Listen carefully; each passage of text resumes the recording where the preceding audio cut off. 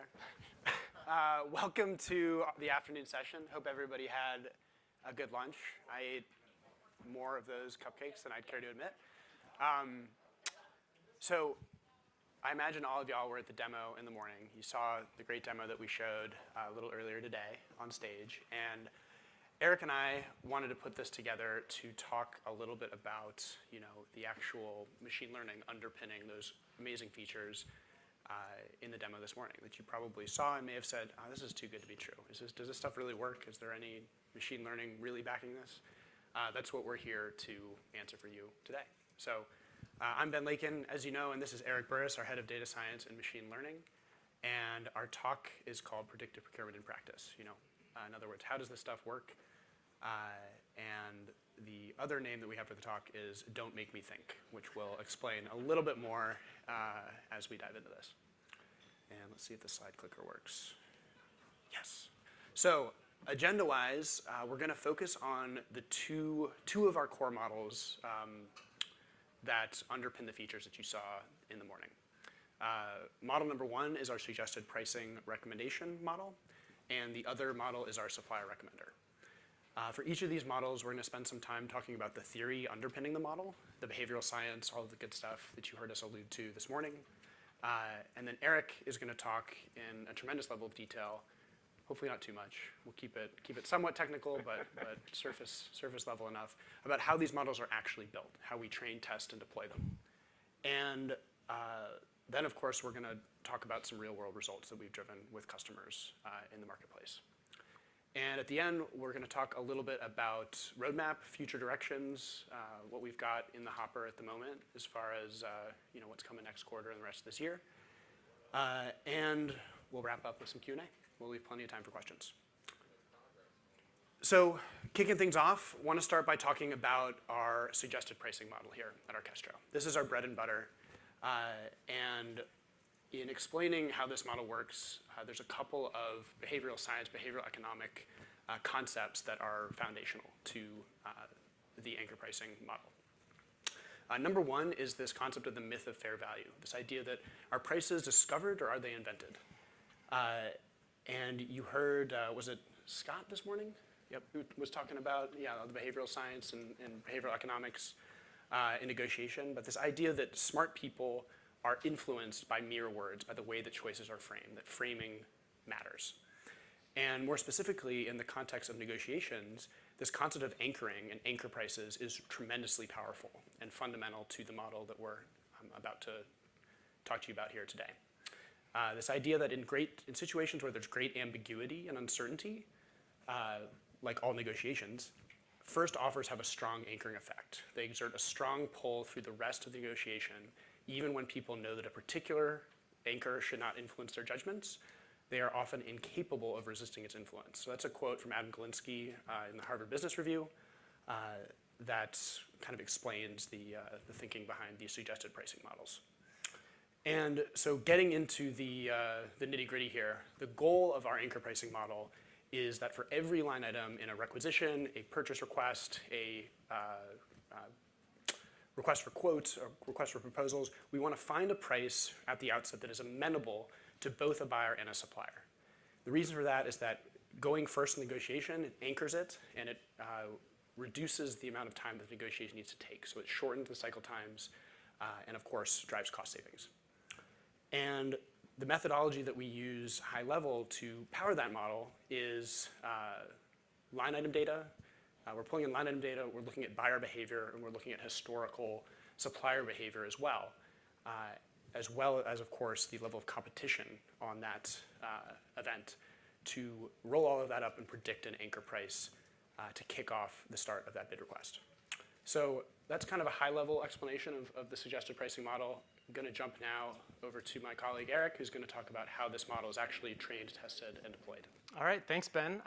If you want to learn more about theory, talk to one of us or Edmund. We can really nerd out on the behavioral economic theory.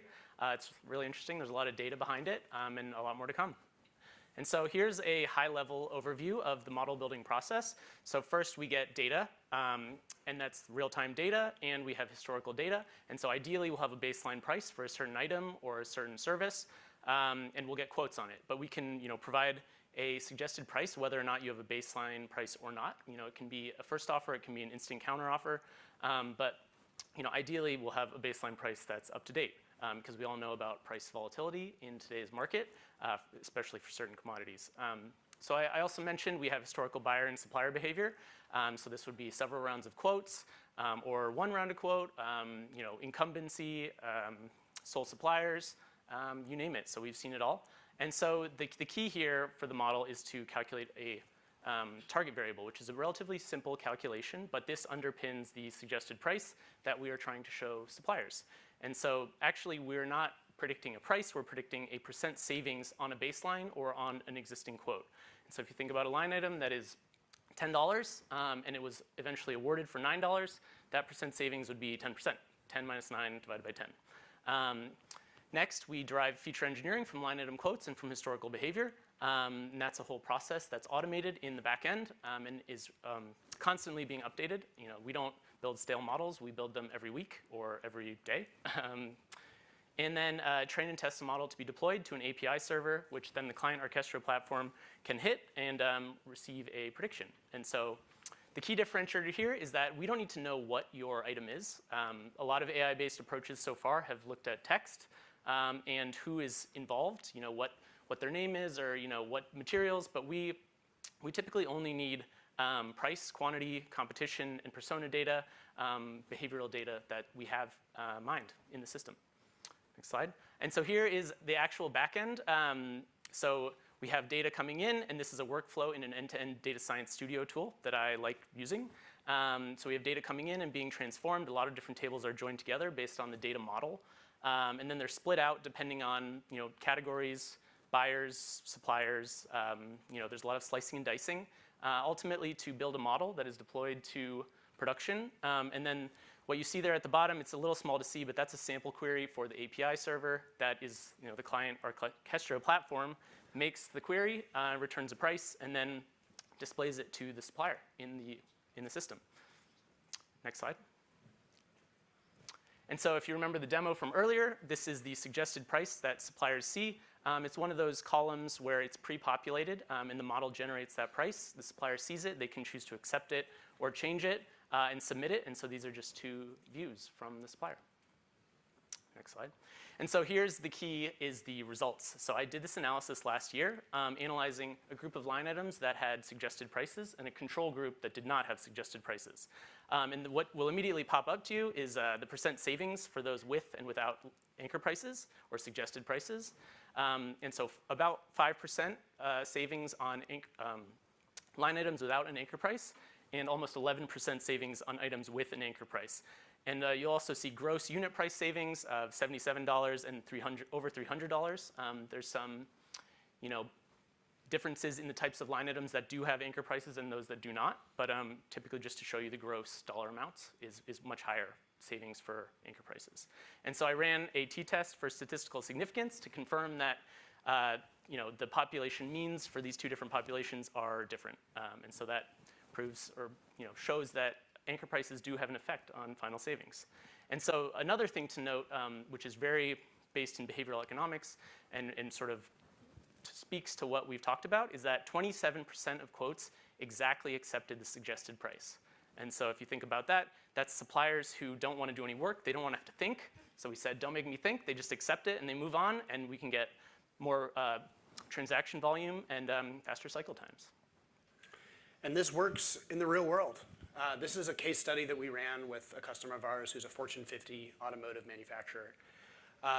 And this is a project that we ran with them around MRO spend. This is a single project for 14,000 plus different SKUs awarded to 100 different suppliers that resulted in net savings in an extremely price volatile environment, namely the environment we're currently living in today, where inflation's out of control, supply chains are a mess.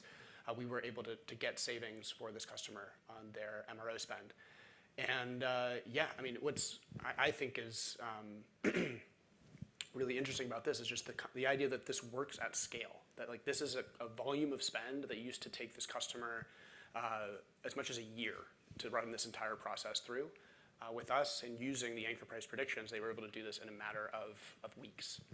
So it's a pretty powerful concept when applied to these massive undertakings as well as across a wide variety of ongoing purchasing activities over the course of a given year. So you can spread it across your entire 100% of your spend, and of course also apply it to really big, difficult use cases. So that was price prediction. I'm going to move on now and start talking about supplier recommendations, which is kind of the, if you think about Arkestro as a 1-2 punch, punch number 1 is the price prediction, punch number 2 is the supplier recommendations. And our thinking here around supplier recommendations is that we want to give procurement professionals, we want to empower them, allow them to draw on the wisdom of their larger purchasing organization to put the best version of sourcing projects, of requisitions, the best possible outcomes in front of them at their fingertips at any moment, so that they can draw on the wisdom of the crowd of their larger spend base to make the best decision, choose the optimal supplier to award them the best possible price. So that's really fundamentally what we're doing here. You know, the amount of data generated by procurement organizations in the Fortune 500 is immense. And what we hear from customers all the time is it's not that we don't have data, it's that we're drowning in it. We don't know how to make sense of it. So supplier recommendations and this model that Eric's going to talk to you about in just a second are a really powerful way of leveraging your existing data to just make better decisions and to really answer this question and make this question real of what if every transaction that you ran for a given good, a given service, looked like the best possible version of that transaction made by the best buyer in your organization. So it's really democratizing access to your data in a way that makes it actionable across your entire procurement team and even to end users and requisitioners. So Eric, well, before I get to that, this is what this, of course, looked like in the demo that you saw this morning. This is what supplier recommendations look like in the wild. You can see here that this is a predictive search feature. It's suggesting suppliers to me proactively based off of historical purchasing activity. And it's not only just suggesting those suppliers, it's ranking them too and explaining to me why it's ranking them. It's a little hard to see on the slide here, but in the case of the 2 suppliers at the very top who we have the highest confidence about, it's exactly matched those suppliers to a previous transaction for the item that I'm trying to buy by default. And of course, if I want to dive in deeper, search for a different supplier, I have the option to do that. I can, of course, add a supplier of my own free will. I can type in their email address. But again, it's this concept of I don't want to think. Don't make me think. Give me the default, by default, the best possible version of the request in my user experience. Okay, now to the results.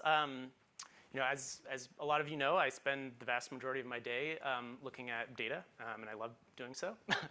So it's great to see some of you in person. We don't have to do this over Zoom. But so here are some results for a customer in the lab supplies category. They purchased over 1,700 distinct items. Actually, only 2 were purchased by more than 1 supplier.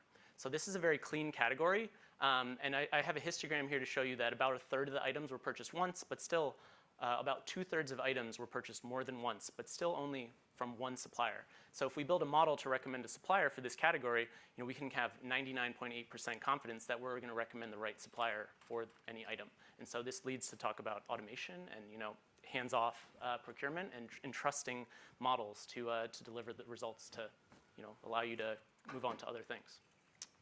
Next slide. And so here is another result set for a customer that's connected to Arkestro and we're directly integrated to their ERP system for MRO spend. It's a little bit more of a complex case. There's over 1,200 items from 35 suppliers.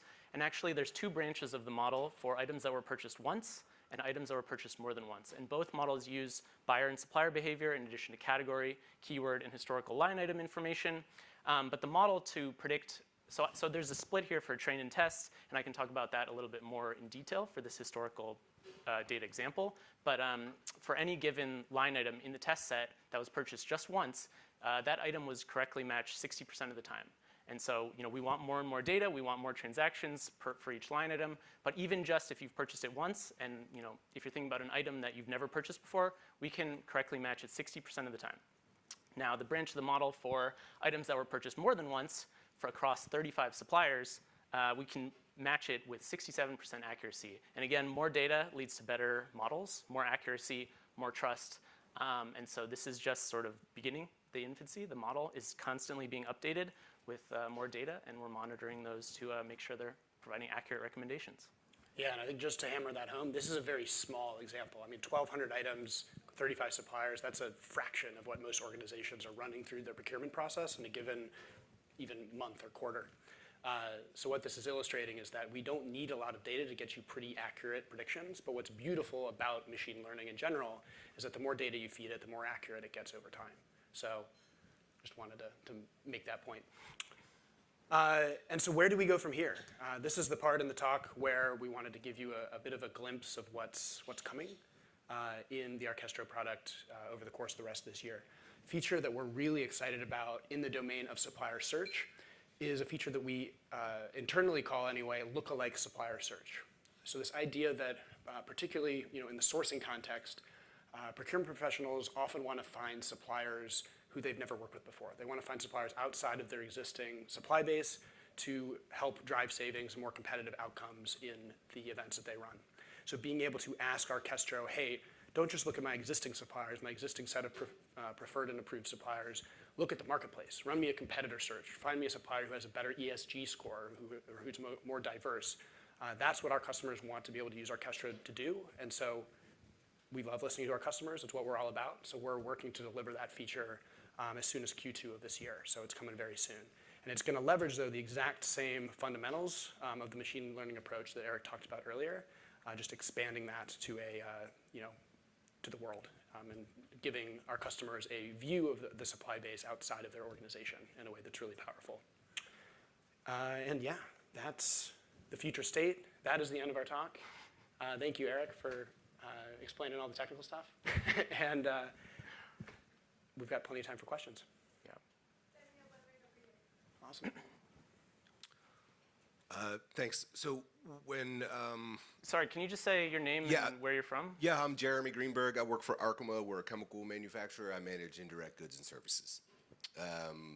When looking at benchmarks, are you only looking at the customer benchmarks, or are you aggregating many customers who have bought this widget over time and using that data? It's a great question.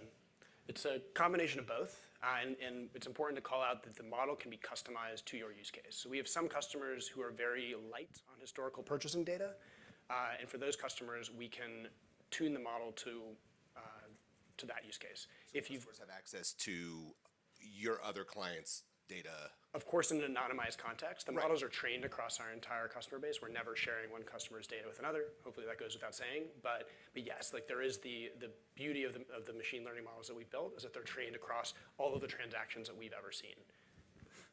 And my other question is about the supplier selection. Can the tool match a customer's footprint to a supplier brick and mortar footprint? So, right, it may make a suggestion that makes no sense, right? Just because, hey, we're not in, Cedar Falls, Iowa, right, where this supplier is. Yeah, geography is a super important parameter for that supplier recommendation. So of course we're not, you probably could get a much better price if your factory's in Ohio from a supplier in China, but that might not make logistical sense for your business. So location's an extremely important factor. Yeah, and I just want to emphasize the model does not look at any actual price for another buyer. So it does not cross buyers. It just looks mostly at behavior in response to competition. So it's not like you bought screws for $1, your competitor wants to buy screws, we tell you, hey, you should undercut them. It's more about the response to baselines, competition, and the historical buyer behavior. So yeah. You have a question? Hey everyone, Maurice Collier. I work for Bell Brands as a packaging buyer. My question for you guys is, there's a lot of volatility, like you guys said, in the marketplace right now. How are you guys accounting for that with the price anchoring? I know you say you update the models daily, but are you guys looking at like market indexes like RISI or something to be able to like say, hey, the price of this commodity is going like this. This is how we're going to predict this anchoring price. Yeah, there's some aspect to market indices, but it's more around relationships and competition and all the historical relationship you've had. So the price goes up and down every day, but that doesn't feed into an accurate prediction as much as you would think. It's more about your relationships. Yeah, and I think the the baseline price that's used as an input to the model, that of course is what's fluctuating like crazy these days. So again, what's great about the way that the solution is architected is that that baseline can be rooted to historical data, or it can be influenced by a live data feed of a commodity index. It's really, we can customize it to your use case. Yeah, and I should add that we're making sure that we're not using data from like 3 years ago for certain commodities, because it just is not relevant anymore. And so there is definitely a challenge to getting a high quality, high volume of data from recently. And so the monitoring and automation of the models takes that into account. Okay, one more question over here. Thank you. Dawn Turer from Sourcing Industry Group. So I understand that you can run through Coupa or Reba or anything like that. Are you accessing their entire network of suppliers to run your AI on? Or are they only the ones that are using your technology? Great question. So it's, we have access to our customers' entire supplier networks. We're not, at this time, mining all of Coupa's network, for example. We are in the process of looking into partnering with some of these organizations, but we leverage our customers' data set, the supply base that we have access to as Arkestro, and then a couple of other data providers in the industry who we leverage for things like market indices, supplier diversity data, supplier risk. So we have those partnerships in place. Okay, so then if I have a category that you haven't sourced with your own clients before, do you have like a teal book feed or something like that to go out and find all of the suppliers that are available to me? Right. Yeah, we have those sorts of capabilities to go out and get data for any category that a customer needs. Okay, thank you. Keep them coming. We like questions. Kind of related to what Dawn had said, my name is Mark, I'm from Negotiations Ninja, how do you ensure the cleanliness of the vendor record for supplier discoverability? Yeah, there's a big issue with clean data everywhere. It's not just your data, it's everyone's. And so we have a data onboarding process where we make sure things are clean. We look at the distributions of pricing and around suppliers. We slice and dice it every way. We don't want to use inaccurate data to feed into models. That's, garbage in, garbage out is what you say. And so we want to make sure everything's clean coming in. Did you have a second part of the question about like suppliers? So I guess it was, sorry, Kate, thank you. It was more related to, is that a manual process currently? And is there are you going to be automating that cleanup? How does that work? Yeah, so we leverage a couple of automation workflows during our data onboarding process to clean the data. So we're both cleaning it, looking for missing fields, typos, things of that nature, but also validating it against external sources. So that's where we work with several external data vendors to validate that. And then you're just crawling that data to pull it in. Okay, gotcha. Exactly. And what's beautiful about the experience, so every single customer we work with, we've never found a customer yet anyway, that has come to us and said, oh, my data's perfect, it's super clean, don't worry about it. It's not something we've ever encountered. So everybody's got dirty data. Our models don't require clean data to operate effectively. That's surprising to some people, but it's true. But in any case, once you are onboarded, once your data is onboarded into the platform, one of the value adds of the product itself is that, in contrast to other solutions on the market, and I won't name names, our product ensures that data gets cleaner the more that you use it. So once you're running your processes through Arkestro, we enforce a level of data cleanliness that other platforms just don't. And we do that not by putting more work on the buyer team, and also critically not putting more work on the suppliers. Because an easy way to ensure clean data is to tell every supplier that every field is required and the major force them to do a lot of most typing. Data Exactly. is that you rely on the supplier for. Exactly. And so we learned very early on that strategy doesn't work. So that's again where we're leveraging these external data sources to pull in anything that's known about a supplier, and even some things that are difficult to find out, like their supplier diversity status. We have these partnerships in place to pull that data, put it in front of the buyer without asking the supplier to fill out another survey, fill out another form field, do all of these things that suppliers, if you talk to them, hate to do because they're asked to do them all the time.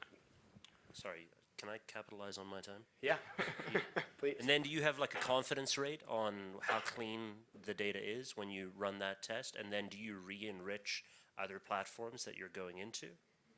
Yes, so that's part of where the work that Eric's team does is really key, is ensuring that we of course have automated processes to ensure data cleanliness, but we're validating those constantly, making sure that,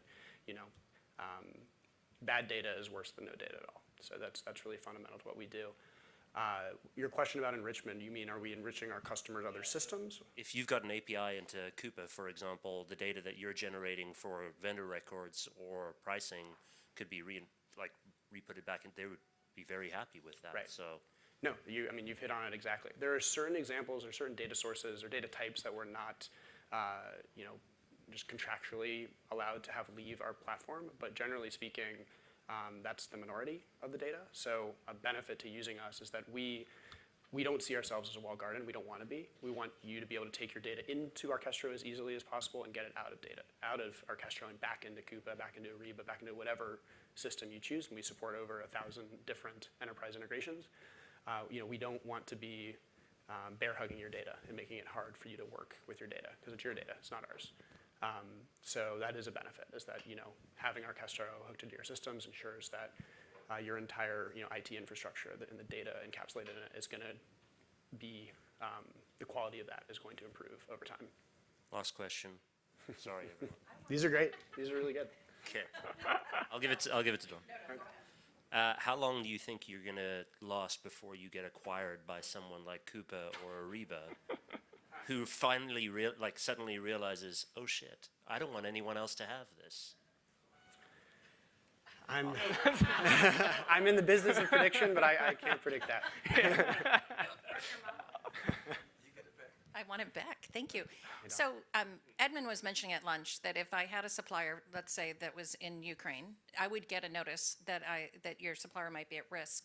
Does it take me to the second level? So let's say I buy a lot of semiconductor chips and I need the iron that might be coming out of Russia, and because of the conflict, we can't get that iron to go into the semiconductor chips.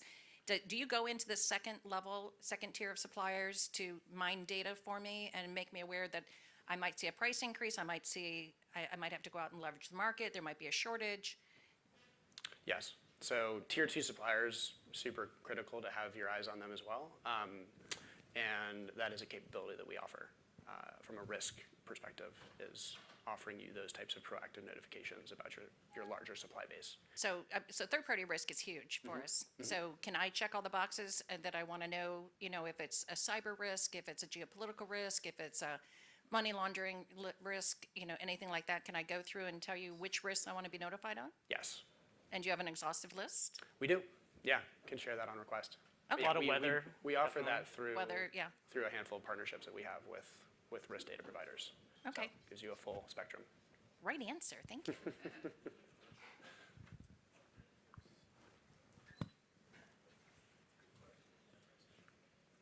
Hey, Kristen. Hi, Kristen with Autodesk. I have a couple questions. The first is, so for example, in the recommending suppliers, and you have the confidence rating, do you have a mechanism where your customers can give feedback on that?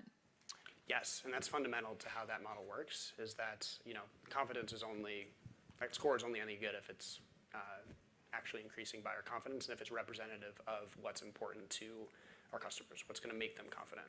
So the rules engine that's configured when a customer signs with us during implementation is where the customer has the opportunity to specify those things. So to say, hey, I really care about these specific regions. I care about location. I care about ESG. I care about supplier diversity. On-time delivery is really important. These are the parameters you were talking about. Exactly, Okay. and those can then be configured to go into that confidence score, so that it's not just, in its simplest form, it's the relevance of the supplier. Have they supplied this before? Is it the right category? But it can be tweaked to involve all those other factors Okay, as well. yeah, so great, because that was actually my other question, is what are the parameters that you can put in? But then I guess what I'm asking about is more like training the model, right? Yeah, so once we've recommended a supplier to you, you either click on it or you don't. We capture that information, instant feedback into the model to say, were we right? And so that all feeds back in, and then the models get improved, because any feedback is good, whether it's, this is the wrong supplier for us, we understand why, or we try to infer why that was not selected. And we can do that through, either surveys, but we can do it automatically, basically. And this isn't something that we invented. It's the same type of reinforcement learning that's present in systems like Amazon's purchase recommendations and Netflix's movie recommendations. It's the same type of feedback loop. Got it. So I guess my question was then, I totally get what you're saying. So you're interpreting it based on whether you select, don't select, but you don't have a mechanism where I could say, wait, why would I even recommend the supplier? The supplier's not in this right category, as an example. You don't do that. You're more inferring based on my action. So some models are like tree-based models that you can tell the user why we chose that supplier to be recommended to you. It's because it had like a high ESG score. And then we've explored ideas where we show that to you, and you can either say, yes, that was helpful, or no, that wasn't helpful, or we can go down a rabbit hole here, but, but Thank you. In the back.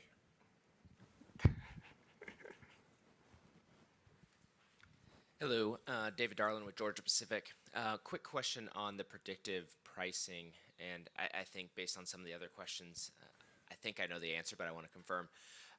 So when Joanna was talking this morning, obviously she was saying, okay, well here's, we might expect to get a 7% discount off of what we're paying currently, but that's not actually what it should cost or what it really does cost in the market if you really had a true either competitive event or kind of whether you had a true understanding of the actual cost. Does your model take into account any of that, the should cost of the product rather than just and I think it's based on kind of what you were saying before, it's truly just a little bit more of the, I'm blanking on the exact, but it's not taking the should cost into effect. Is that fair? Right, and that gets back to what often surprises people about the models. And it's really, yes, it's a price prediction model, but specifically it's a discount prediction model. So it's a willingness to discount calculation that the model is doing. So it doesn't need to know what the thing should cost. It just needs to understand,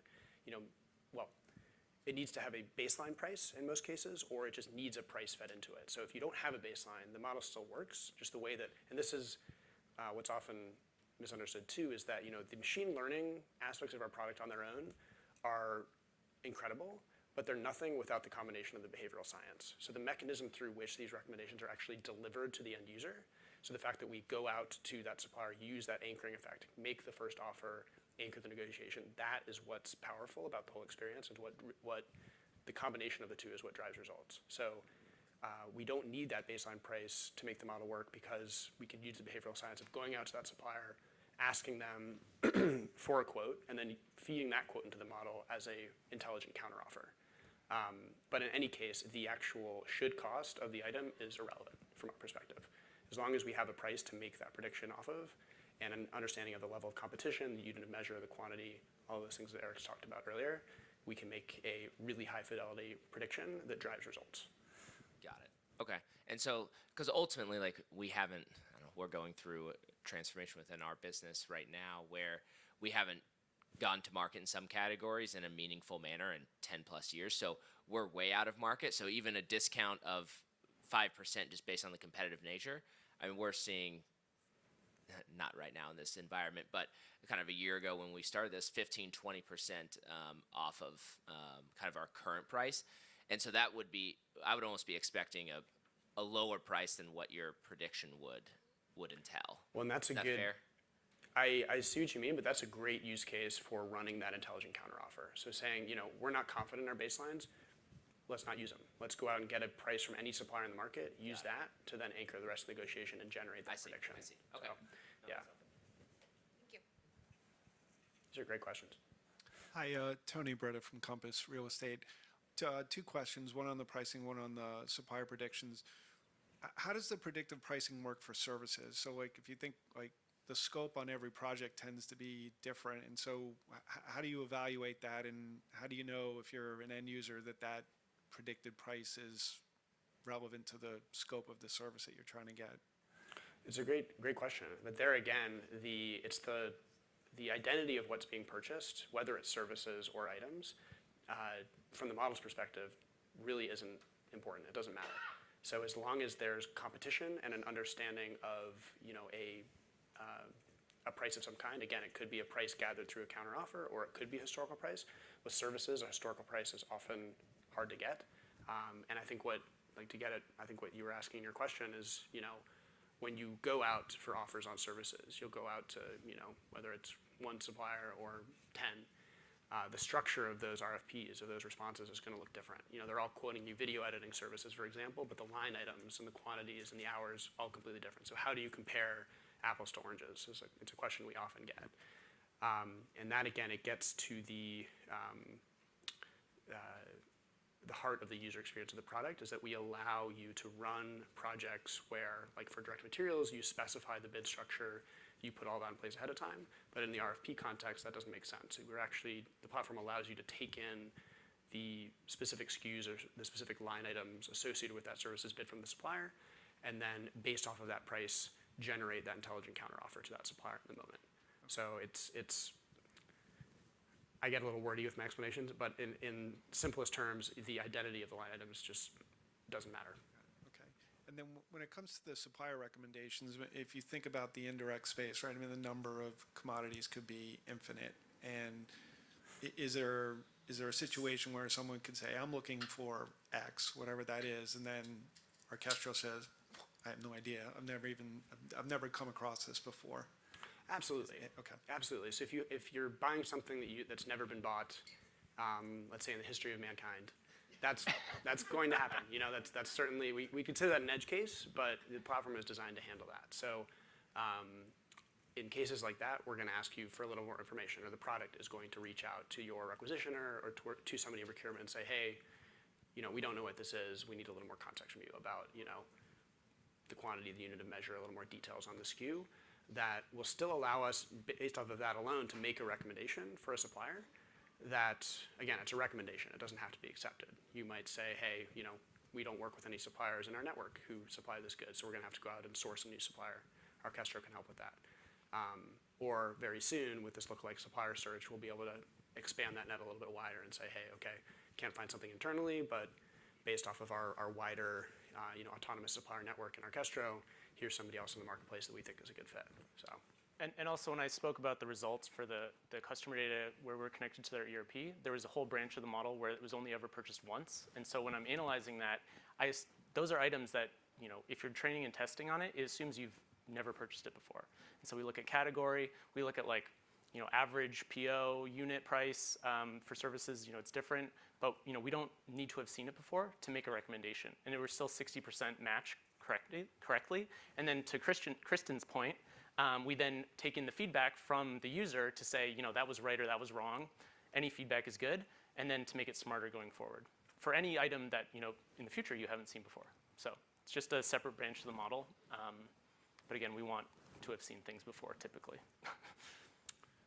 One more question over here, really quick.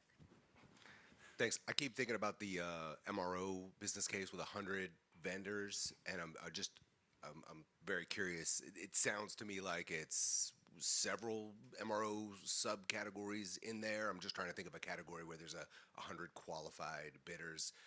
Can you share a little bit more about that? Because something's just feeling off about that number. Yeah, it's well, we think it was the biggest RFQ ever run on a digital platform. We're pretty confident of that.